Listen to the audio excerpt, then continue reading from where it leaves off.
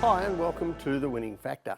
I'm Alan Aitken, and on this show each week we take a look at some upcoming races in Hong Kong and we try to isolate something about the race that we might look back on later as having been a path to finding the winner. Well, a mixed card on Saturday this week at Sha Tin, and the first race we're going to look at is the opening race, race 1, where our winning factor is the best of both worlds. So this is a Class 3, 1800 metres on the dirt, and there may be some fans for a horse like So We Joy or maybe even Fiery Diamond, but for me the race boils down to 3 big chances. The in-form Eremo from John Sizer's yard, and down in the weights the former Uruguayan Nordic Star and Ricky Yu trained Adafil.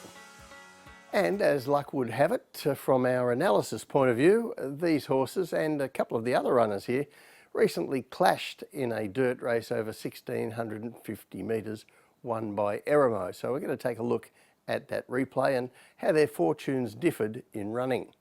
This is race 652. Eremo's in the red and black from gate 5. He has the best of the draw, begins well and gets the best of the trips. So the other two that we're looking at here mess up the start completely from gate 11, Adafil in mauve colours, and gate 12, Nordic Star in the dark blue. Now, Eremo, he's straight into the box seat and gets a dream run in what is only a steady speed. Nordic Star, well, he's a run-on horse anyway, so he's happy to stay back there. But Adafil's rider, well, I think Karis Teton got a big surprise. He would have been expecting him to be up on the pace on Adafil, so he attempts to correct that by working forward steadily throughout the race and gets near to Eremo's tail with about 600 metres to go. But let's face it, he hasn't had a lot of peace in getting up there. Then the leaders sprint down the straight. So Eremo, he's had a soft run, he coasts around them to go clear and he wins easily.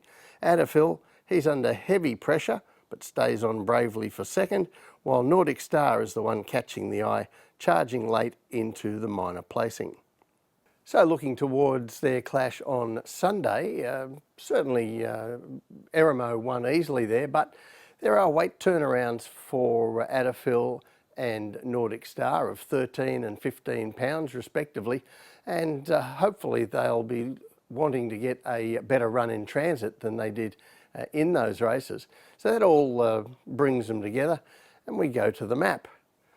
And assuming Adafil begins like he normally does, this is a horse who was able to win several times over 1200 metres on the dirt. We do have several possible leaders, but the key to whether we get much of a tempo here really lies, as always, in whether they compete for the front or simply want to get a good position. Now, Sky Supreme, we know he pretty much always wants to lead, and he probably will with his apprentice rider, low draw and postage stamp handicap weight. But he's also a bit of a risk over 1800 metres based on his previous attempts, so I don't think Angus Chung will be wanting to go very fast on him. The other possible leaders are also question marks at 1800 metres as Adafil and Fiery Diamond tackle the distance for the first time here, so pressuring the leader also doesn't look in their best interests. And for good measure, Eremo is at 1800 metres for the first time too, with the top weight, though I doubt that he ever wanted to lead this race anyway. But there's your first 4 in running, and none of them really wanting this to be a test. No such concerns with Nordic Star, I don't think, but we haven't seen a lot of early speed from him to be able to make it a test anyway. So for me, the tip in race 1 is Adafil. His winning factor, the best of both worlds. Now, of the 3 major chances, 2 of them are getting a lot of weight off the other one, and on the map, 2 of them are getting a head start on the other one. But only one horse gets involved in the positives of both of those things, and that's Adafil. He'll be forward, he's getting weight, and that makes him the pick. Second race I want to take a look at is race 9, and here our winning factor is the map. Now, handy field this in Class 3, and there will be fans of David Hayes' progressive 3-year-old, Lucky Encounter. Excellent Fighter has won 3 of his 6 starts. Invincible Sage was an eye-watering defeat at his Hong Kong debut, and Pulsar Strider returns to Class 3 after winning in Class 4. And I even think there could be some love in the market for lightly raced Chateau, Capital Delight, and the smart former Irish horse Beauty Crescent. So there's a bit to watch in this race, but I've narrowed it to 3 main chances: Lucky Encounter, Invincible Sage and Excellent Fighter. So Excellent Fighter, he was runner-up last start on wet going. I thought we'd go back and give him the best of it by showing him at his top in his previous start in March when he won a Class 3 over this same course and distance. So we're going back to race 527. He's in gate 6, light blue and white colours. And Excellent Fighter, one of the best away here, but there are others who are more urgent about leading, and they set a good pace early, an even faster one in mid-race, and all the while Excellent Fighter getting a dream trip tracking them in 4th position. He's poised to make his strike in the stretch when the leaders tire, and although there are a few moments there where he looks a bit vulnerable, by the time they get down to the line, he's coming clear again. Now, David Hall trained Invincible Sage. He had his first Hong Kong run down the straight around about a month ago. And, well, if you've got young children in the room, you might want to cover their eyes or send them outside, because this is a horror show. This is race 644, barrier 10, green and red colours, Invincible Sage. And he begins just okay, gets a minor bump, and then settles back off. What we can see on the heat map is a strong early pace, as Cheval Valiant does his thing, scorching across from the inside gates.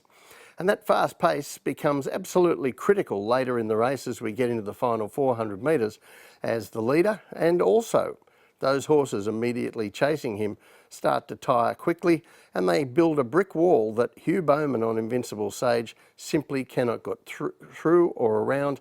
And just as he looks like he's going to win the race, he's up in the air, being checked, and that's all she wrote. Now, he picked himself up very well after that trouble, Invincible Sage, to end up close to the winner, and probably should have won the race. The other horse we're going to take a look at is Lucky Encounter. He's won 2 of his 3 starts, and this is his most recent effort when he graduated in Class 3. Race 680, he's in barrier 5 in red, yellow and purple colours, once worn by Hong Kong Derby winner. And Lucky Encounter isn't the best to jump here, but probably fortunate for him that the early sectional was not that quick. So Sha Tin is able to recover and send him through to lead on the rail and then get some sort of control over the race. Now, that slow start meant he had to do that little bit of extra work early, so he is vulnerable in the final 200 metres, but the 3-year-old fights back strongly to see off the challenges. Now, as I said, that slow start, it could have been the undoing of Lucky Encounter there, but it isn't something that we've seen from him in general in his trials and his other races. So counting on him to jump sharply this time, and it's important because it could be the key to whether he wins this race. So when we look at the map, I've previously drawn the distinction between what is a good barrier and what is a good map, and this race is a case study in that. A good barrier is a low number next to your name. A good map can be a poor barrier, but still with an edge on the competition, and that's what we see here.